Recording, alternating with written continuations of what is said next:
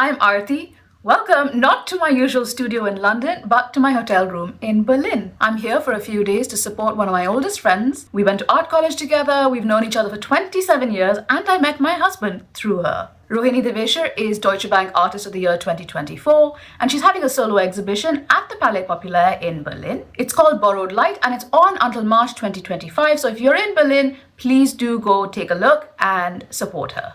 Of course, I can't come to a new city and not go to an art shop, so having got a few recommendations, I chose to go to PETERS Art, which is an independently owned shop. And of course, I'm going to take you along with me. At the end of this video, I will show you exactly what I got and we can explore those materials together. So let's go! PETERS Art in Berlin is an independently owned art shop, and they were kind enough to say I could film as long as I didn't include any staff or customers. The shop is made up of a series of smallish rooms chock full to the brim with amazing art supplies. The first room was mostly acrylics, and then there were rooms leading off that with other paints. From oils to gouache and inks, everything you could possibly want was there, including some pigment that you could mix yourself, an entire brush room where I did pick up a few little pieces, and an excellent selection of European art supply brands that I don't always see in the UK on shelves. Each room was very well organized, neat and tidy, very easy to find exactly what you want, and organized by category of materials. There were several ink brands that I had not seen before, and I was very tempted, but since I was traveling only with hand luggage, I was a bit limited in how many liquids I could carry. And then, of course, this was followed by the watercolor room, which was ginormous. There were so many watercolors here. This room led on into the paper room, where there were so many different types of paper. Pretty good selection, I would say, including pads as well as sheets of paper. Very neatly organized, easy to find. And then this led on into sketchbook rooms. Oh my gosh, there were so many nice sketchbooks here. I was very, very tempted, but since I have a stack already and I'm on a low buy year for art supplies, I did resist. It was really nice to see the Kunst und Papier sketchbooks in person, but I can get these in the UK, so I might buy them at some point later. There was a third room that was full of paper pads, the tear-off types. My favorite room here, though, was this one, which had pastels, pens, and pencils. They had a really, really good selection of Posca pens, sketch pens, markers, and even these very unusual artisan handmade pastels by Diane Townsend. The staff member in here was so helpful, very knowledgeable, and he told us everything we needed to know about the pastels, pencils, and anything else we asked about. The pencil section really made my day because guess what I found? Open stock Prismacolor pencils, and they had so many different colors. I think there were pretty much all of them in stock. And then at the bottom, they had the entire sets in 12, 24, 36. And right at the top shelf, they also had the complete set of Prismacolor. If you visit and you can't find the pencil room, that's because that and the canvas room are across the hall from the main section of the shop. I visited in September and I hadn't bought any art supplies since, I think, mid-July, so I did treat myself to a few little things. Wasn't that an amazing shop? It was like a TARDIS. It just went on and on and on. There were little rooms that you had to explore. There was a whole other section as well. And the people there were so knowledgeable and so helpful. I would 100% go back there again. They do have a website, so if you want to shop, I'll put a link for their website down below. Please do go and support them. Independent shops always need your support. But now, on to the part that you are probably most excited about. What did I get? I chose to get materials that I don't necessarily get in London or from Jackson's Art, where I usually shop. So I got things that were a little bit unusual that I haven't seen before. We'll start off with these Pentel pens. I'm just going to show you quickly now, and then when we get back to my studio, I will try these. For you, it'll be in just a few moments through the magic of YouTube editing. So, Pentel brush pen in the color gray. It's got dye-based ink in there, water soluble. I got another one in steel blue as well. Then I got two pens. One of these is the Shinhan Touch Liner in yellow. I didn't even know these existed. And a brush sign pen by Pentel in brown. I will, of course, show all of these to you in just a moment as we try them out once I'm back in my studio. I also got what I think is an eraser with a pointy end. Then I got the two cutest things. I've been looking for this size travel brush for a while. So they're two teeny tiny travel brushes, literally tiny. And I also got something else I haven't seen before, which is Holbein Artist's Pigment. This one is Chroma Shine Yellow, and it is really, really goldy. So you probably have to mix this with a binder like gum arabic or something like that and use it.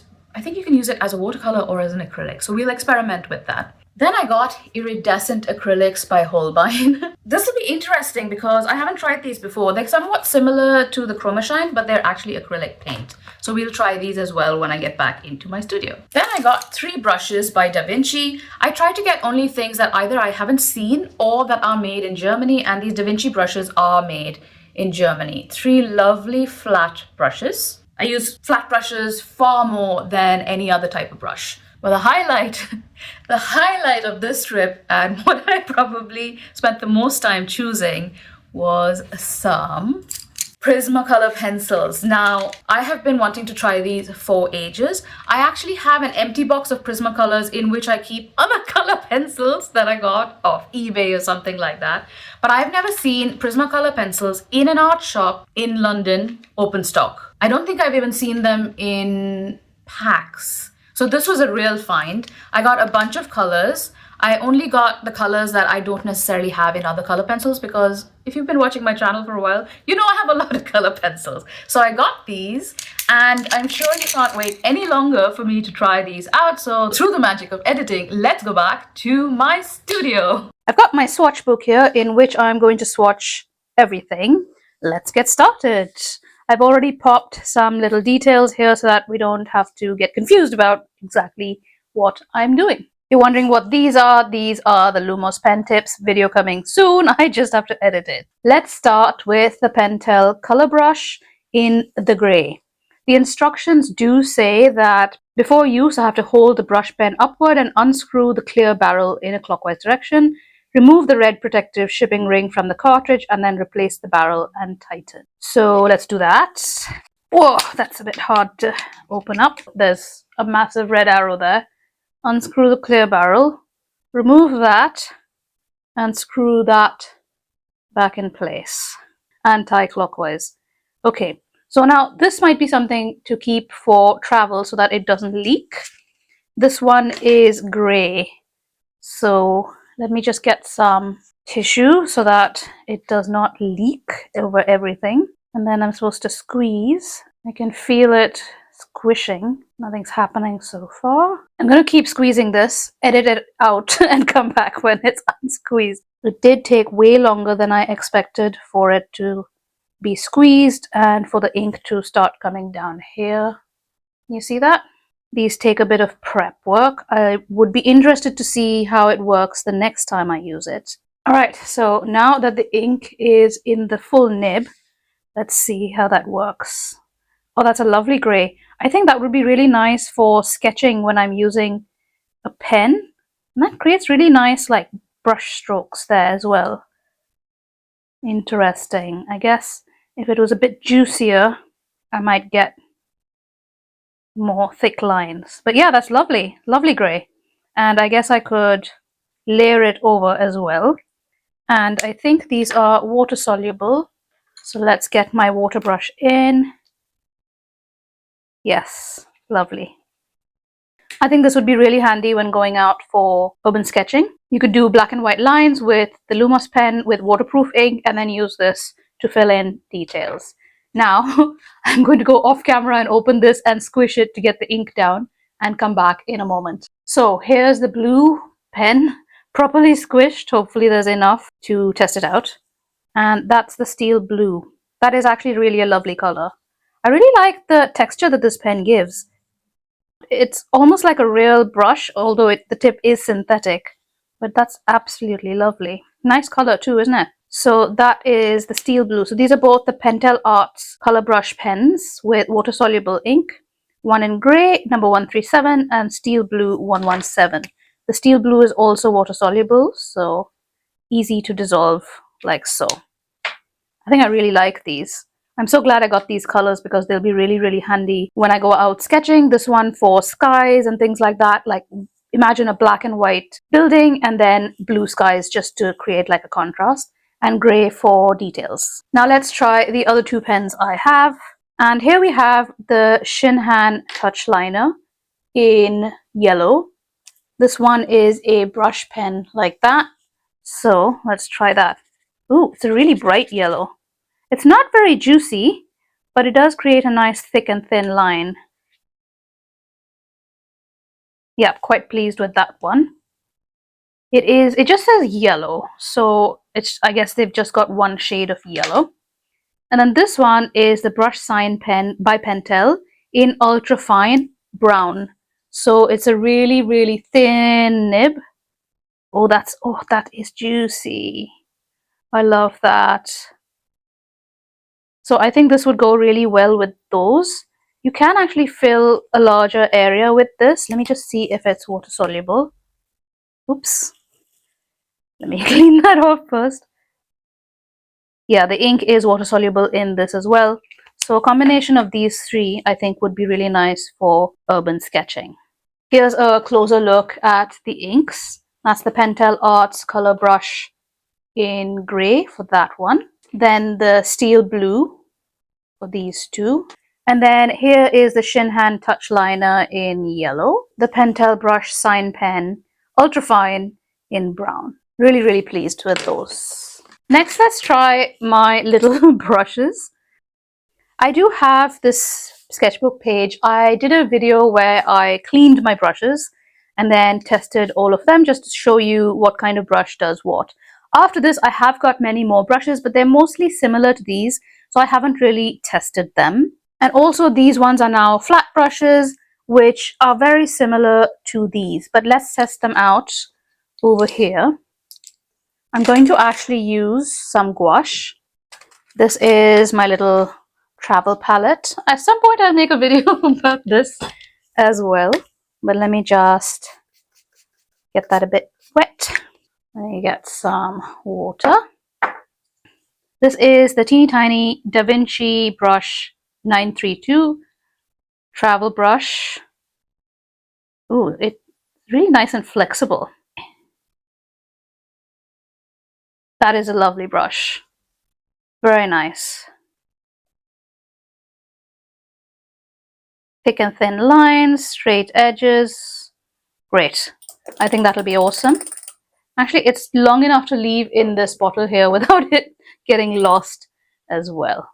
Let's try the round one. This is DaVinci 9, it says 943 as well. Oh, sorry, that was 932 and this is 943. Let's try the Naples yellow. Oh, nice. Gives it a really nice texture.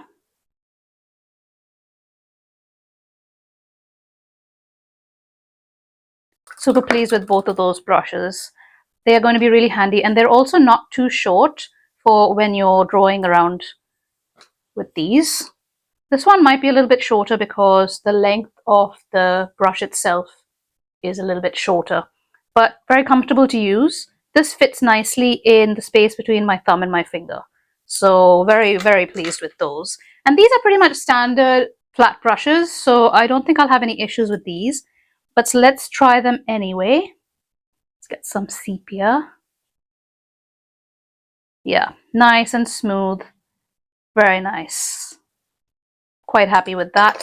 It's a nice soft brush as well, so it gives it a nice feel to using it. So let's try the other one of those again. Oh, very nice. Super soft.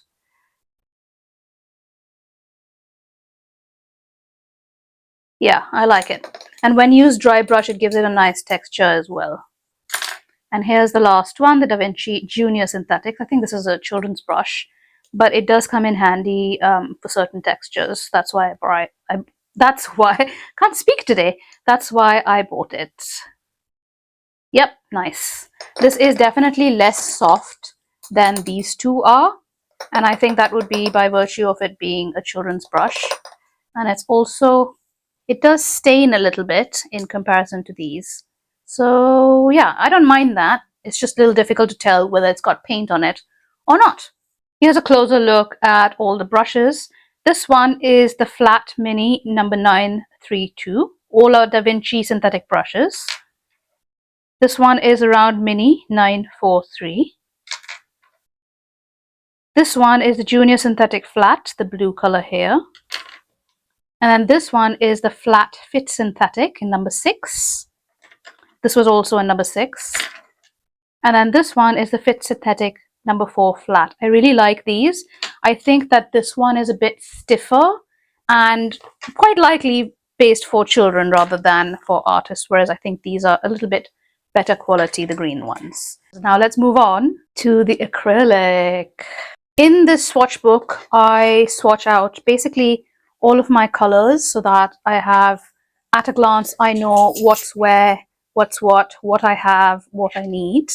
And on this section, I've done all my gold. So I've got some gold leaf, I've got Goldfinger, Molotow, all those things. Some Robertson liquid metals, the CSY gallery, which I will do a whole video about.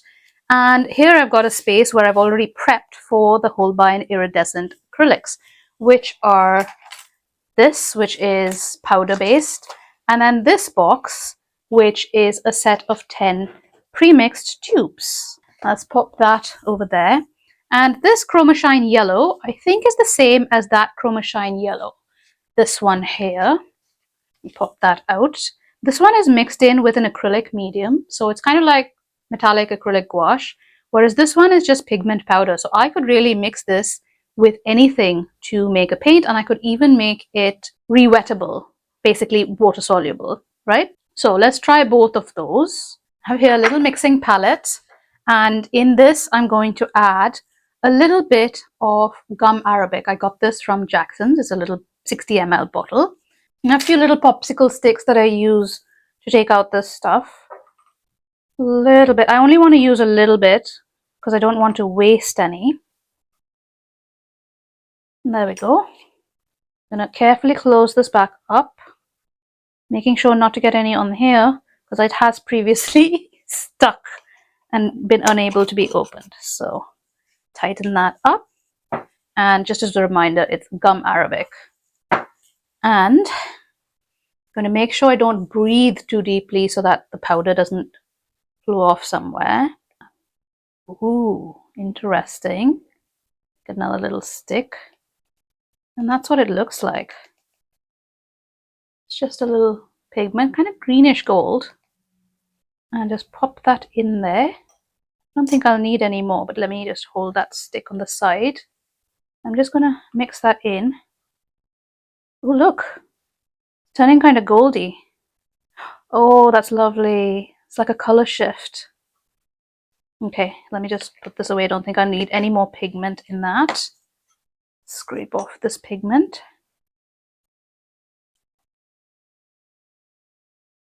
And look at that. Oh my goodness. Oh my goodness. Scrape in all the pigment. It's going to take a little mixing to get it completely through. I'm not going to use the new brushes on this because mica-based pigments tend to stick to the brushes. So I have my old angle shader here that I tend to use now for this kind of stuff. And we'll mix that pigment in really well. Squishing down any remaining bits. There we go. That is lovely. It didn't require a lot of pigment or a lot of gum arabic either. Okay, so that's interesting. Now, let's try it. So this is powder plus gum arabic. Lovely. Oh my goodness. It could even use a little bit more pigment, I think. It spreads beautifully. If I use less gum arabic, it would be less translucent, I feel like. But yeah.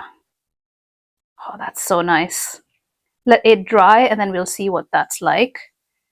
In the meantime, let's get some of this tube Chroma Shine. These are really tiny tubes. I think they're 5 ml, something like that. And oh my gosh, that's lovely. It's a very similar texture to that, so I think I mixed enough gum arabic into that one. That's really nice. These little black lines are just Sharpie so that I can see how the coverage is over something that's opaque black. Now I did want to mix it with a couple of other things. So I'm going to use clear gesso and matte medium to see how it mixes in. And I think I have somewhere some gloss medium as well that I will try. So look how nice that looks. I'm going to actually see how well it re-wets as well afterwards. So let's move that aside a little bit. Just going to use this little bit of paper to mix for the other mediums. Let me get that. A little bit there. I'm not going to need too much, I think. There we go. I don't want to put this back in case it clumps up. Clear gesso. Just a little bit. Oh, that's interesting. It works really well on this as well, on the wood. You see that? Interesting. Okay, so clear gesso. I think it might lose a little bit of its shine with the clear gesso, but we'll see. So powder plus clear gesso. Interesting. It's quite opaque on the black, isn't it? And then powder plus a little drop of matte medium. That created a little bit of a splash there. Oh well. I don't think matte medium is going to do particularly well with the shine either, but we'll see. You never know until you experiment with it. See, there's less shine than that, obviously, matte medium. So powder plus matte medium, I don't think that's going to do anything good to it. I suppose if you want to use it as a glaze, that might be useful. And then finally, I have to be really careful with this because it's quite liquidy. This is the Vallejo Gloss Fluid Medium. Let's mix that. Ooh, I think that might be the best one yet. Look how shiny that is. It emphasizes the gloss, doesn't it? So let's see that. Nice. I think adding a second coat really helps with this. And then a second coat of that clear gesso. Look how shiny it is on the wood. That worked really well. Can you see the color shift in there? Like a greeny gold. Okay, now let's come back to the slightly dried gum arabic and see how that does. Yep, that's gum arabic there. Yeah, when it dries, it's a little bit better. Look at that. So maybe less gum arabic and more powder next time. That might be a bit better. Okay, so I'm pretty pleased with those. Let's try the rest of the Chroma Shine colors. Here we go.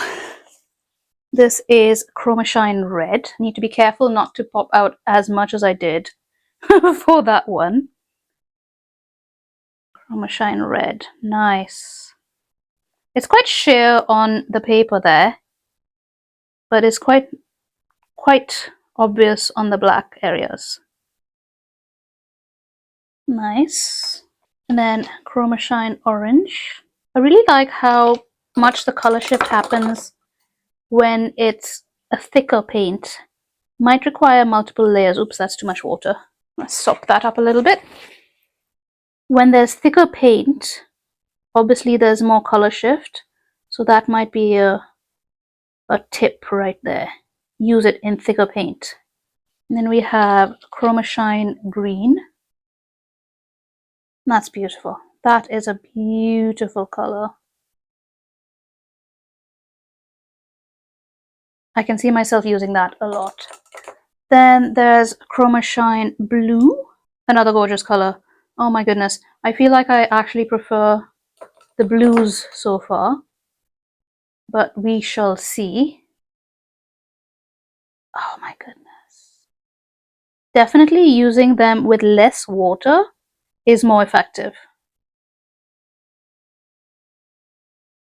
Chroma Shine Violet. I'm making sure I take out much of the water for this, since it's more effective. Very nice. Definitely more effective on the black, I feel like. or maybe on top of other colors it would be more effective. And then we have another Chroma Shine blue. Oh, pearl blue. I wonder what the difference between the pearl colors and that is. Maybe more sheer. Oh, that is coming out white. Okay, so I guess that's more sheer. Oh my goodness. That is kind of like the twinkle from Robertson liquid metal. There's more effect on a darker color. That's glorious. Look at that. Oh my goodness, look at that. Then Chroma Pearl green. I'm guessing this will be white as well, and then it'll, let me pop them all out. Chroma Shine Pearl red, Chroma Shine Pearl yellow. Yep, these are all pretty much really light. Pearl green. Is that green? Yeah, it's like more like a tealy green. It's definitely not a blue. Different from that. But it's more like a viridian rather than a sap. And then Chroma Pearl red. Oh, look at that. Holy moly. Look at that. That's lovely. And Chroma Pearl yellow. So nice. This is a bit more greeny yellow than that one. Very nice. This is more like a glitter. So this one I have both in the powder and the tube, and then the rest are in tube form only. I did find these on Jackson's Art as well, but not the full 10 set. The 10 set I got from PETERS, but the 8 set is available at Jackson's Art, and they're available in larger bottle sizes as well. Now, the color shift on these is absolutely gorgeous. I hope that the camera is popping it through. In fact, let me see if I can get you a torch in order to see. Here we are. Oh my goodness, look at the shine on those. Can you see that now? It's absolutely beautiful. So this is in comparison to the CSY. Oh, that's so gorgeous. Look at these. Really nice. And I love the color shift on them. It's really lovely. I also did try them on a separate sheet of paper.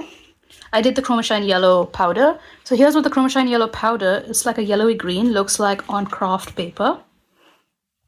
Really nice. And here's what it looks like on normal paper. Here's the one with the gum arabic, which obviously has more shine, and that's the one with the matte medium. I wouldn't use matte medium with it at all. I would just stick with the gum arabic there.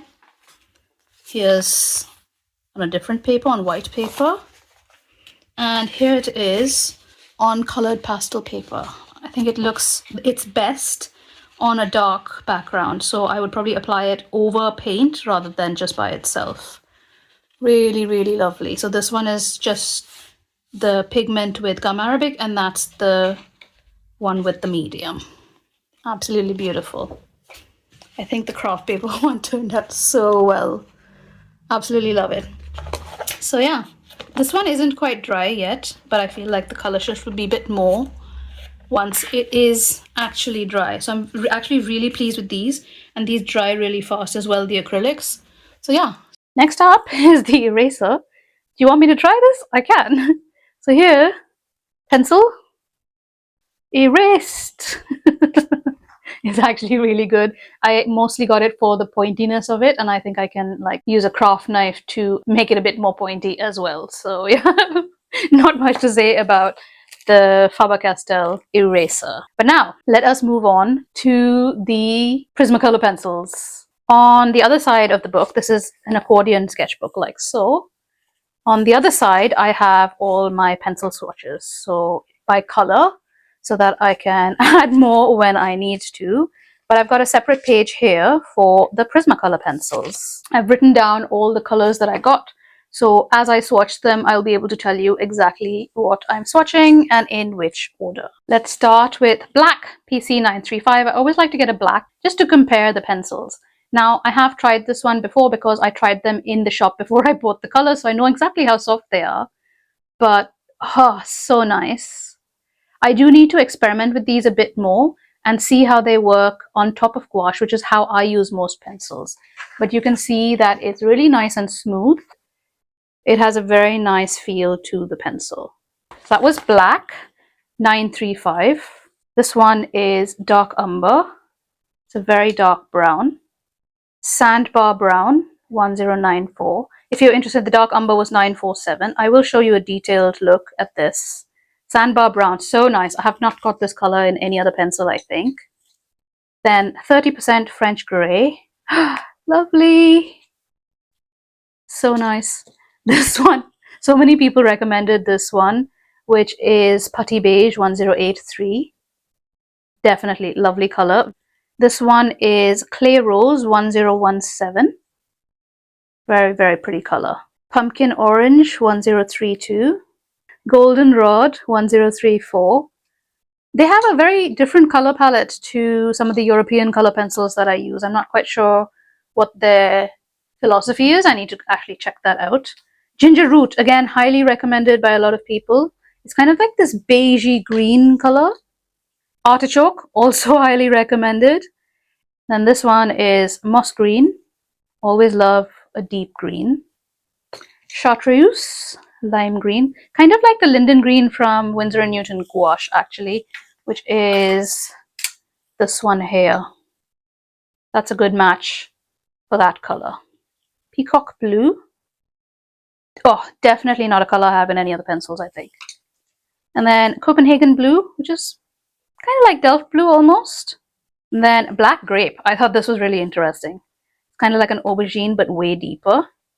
And then neon color pencils. I actually got these because I thought of April of Monkey Mintaka when I picked these up. And I was like, well, she might like to try them when she visits. But I definitely needed these two. Really nice colors. I'd probably only use them in my sketchbook because they're probably fugitive colors, as in not light fast. But yeah, very lovely colors.